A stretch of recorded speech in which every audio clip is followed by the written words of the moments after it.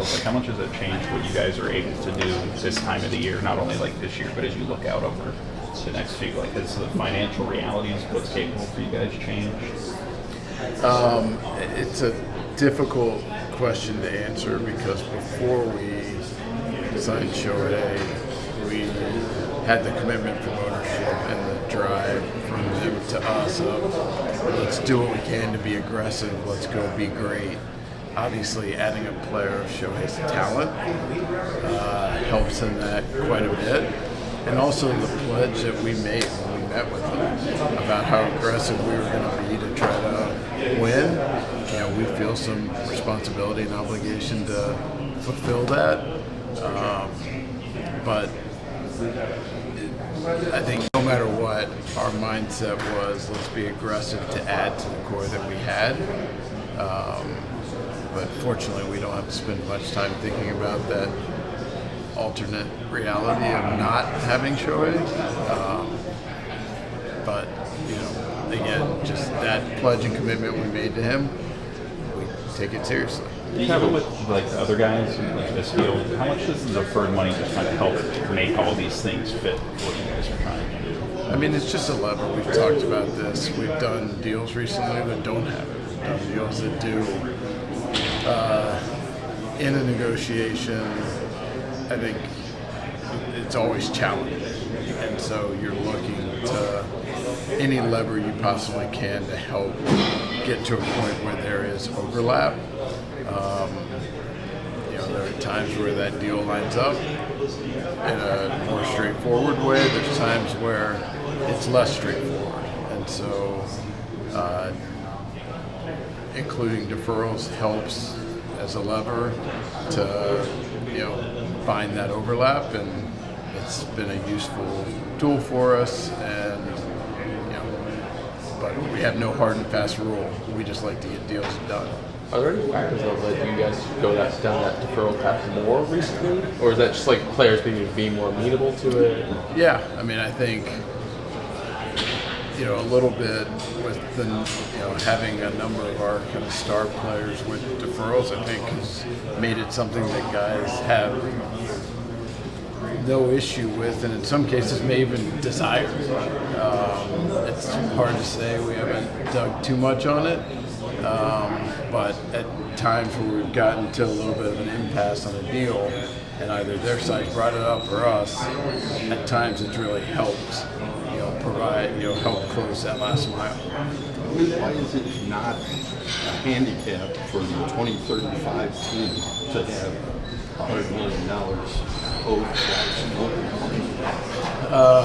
It's just how you account for it. Like, you have to fund a lot of it right now, and having that money go to work for you, we have a lot of our ownership group or from financial background, and can have that money going to work right now and just making it, not something that sneaks up on us. We're not going to wake up in 2035 and be like, oh my God, that's right, we have this money due.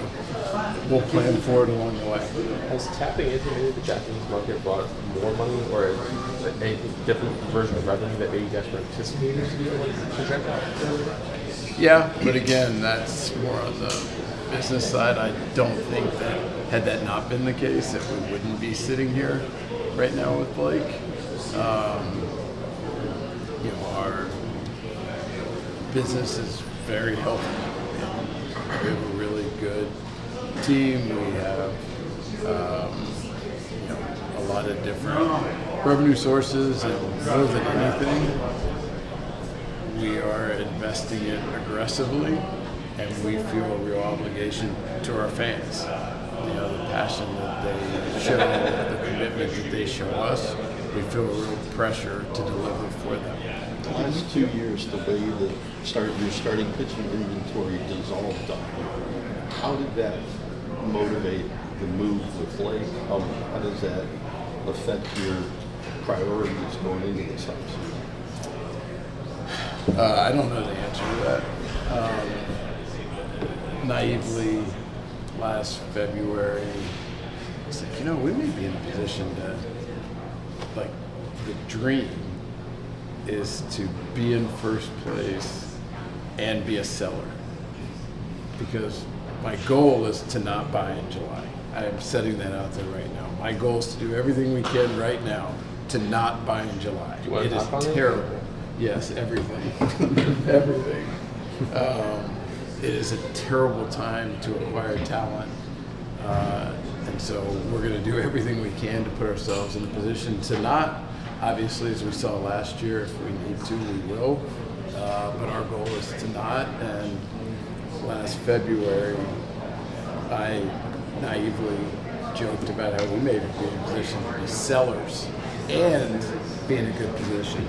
I will never make that mistake again. So the point is, I don't know. And we're going to spend a lot of time on our pitching and injuries and just trying to wrap our arms around it more. It's obviously a big problem in the industry.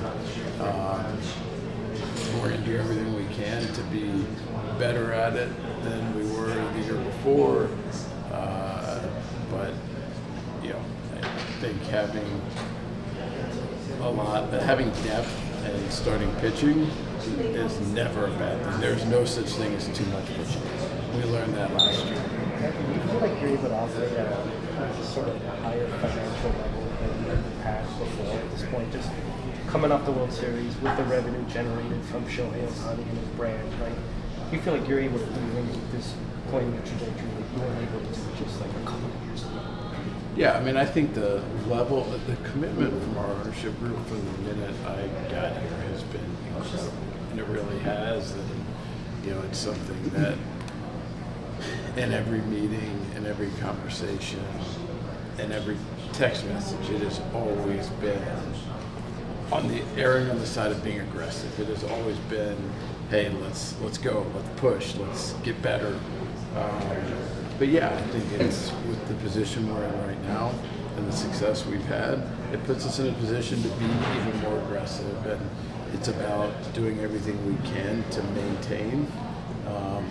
You know, we've talked about this a lot.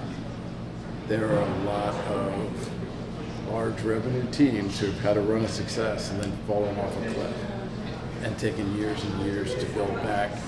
And it's why the keeping one eye on the present, one eye on the future is so important. And so, you know, through all of that, for us to maintain a high ranking with our farm system and have the depth of talent that we have in our farm system that we had to pull from a lot last year with all the injuries. And,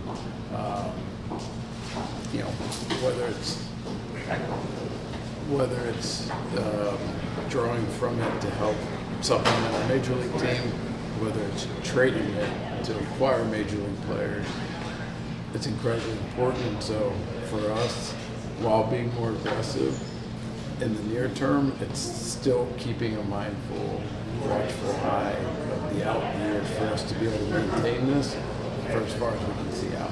Andrew, we've heard a lot about the free agents you're meeting with, have interest with, signing Blake. How does that affect your own free agents internally?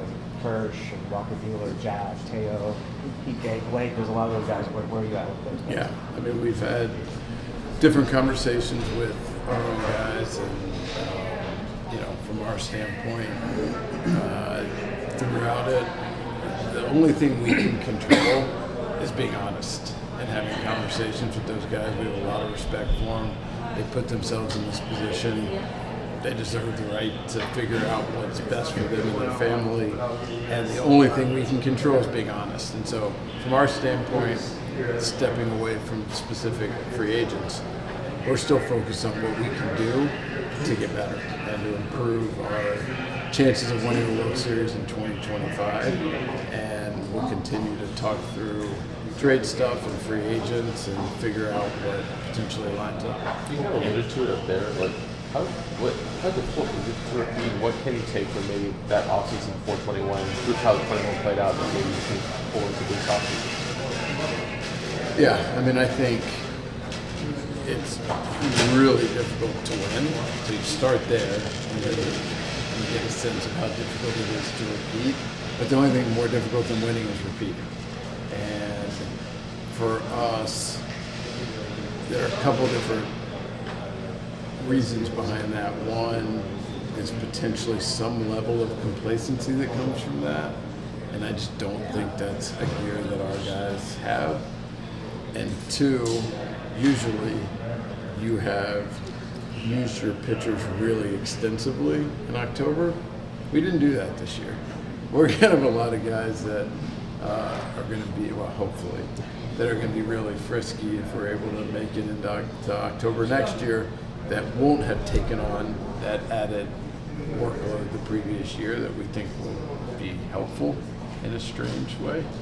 But that is usually a contributing factor as well. And I'm sure there's more, and we'll spend more time on it. Right now we're more in acquisition mode. But even with the acquisition mode, adding guys who are hungry to our existing group, we think is a good thing, and will just help propel everything even more. What made Tommy Edmonds someone you wanted to extend? I guess as long as we were trying to acquire him, it just felt like once we finally got him, don't let him go. No, he's a guy that just fits us really well, and with how talented he is on defense and at different difficult spots to find and access in the market, they just could not foresee a way that he wouldn't fit us looking out. So he loved his time in LA and wanted to be here longer term. We wanted him to be, and usually when you have that, it's a good jumping off point to get something done. And you talked a lot about honesty, the golden era of modern baseball. I'm curious, how you would define that. There's certain markers there. Yeah. I don't know. I think it's more just when we look back on it, that is how it's generally regarded. I don't know what that means. And so for us, it's just do everything we can to win as many times as we can. But it's a fair question. And you think you're ruining baseball with all this spending? I think we're rewarding our incredibly passionate fans. Andrew, when Blake tells you in the conversation that he should have done more to make Kevin Cash's job more difficult to pull him out, and you already know that as accountability, responsibility, did that just reinforce that, or did you learn more from these conversations? Yeah, I think it's easy for guys to internalize that in different ways, and I think just the level of maturity, accountability, staying focused on things he could control, I think speaks to that, increased and continued maturation that guys often go through as they're working through their career.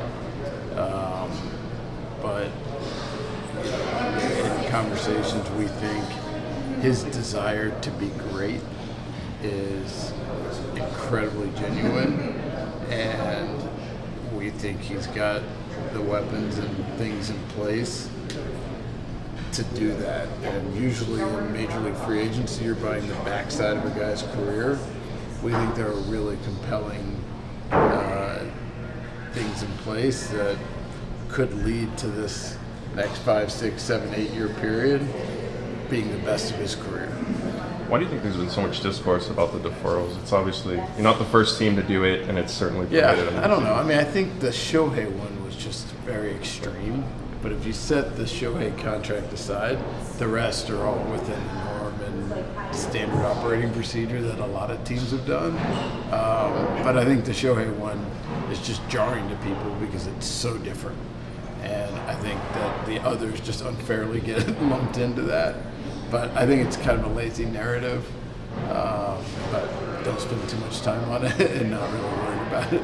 Do you think that you've talked a lot about you want this place to be a destination spot for free agents?